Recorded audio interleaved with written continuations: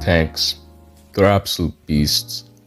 Tanks were originally invented by two guys, William Triton and Walter Gordon Wilson, but they're not what we're talking about here.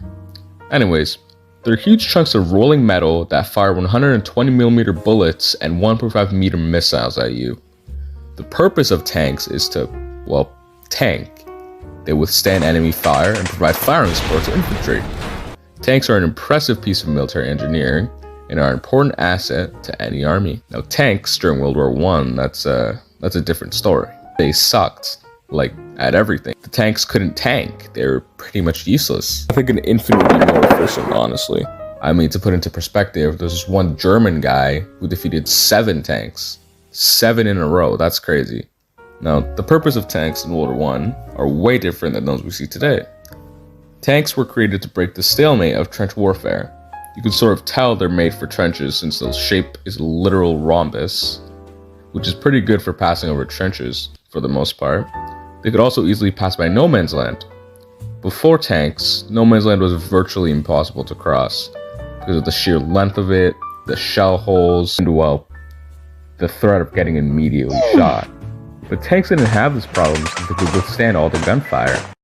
Tanks were also created to break enemy lines and advance into the space created by enemy lines, which is pretty significant to how the Battle of Cambrai was so successful, because that was the first strategy in the opening attack.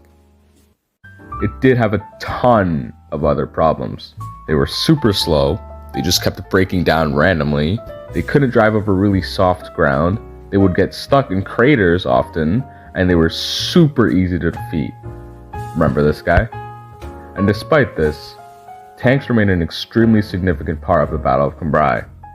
I mean, over 400 infants would be better than none. Without them, the Allies would not have made virtually any progress.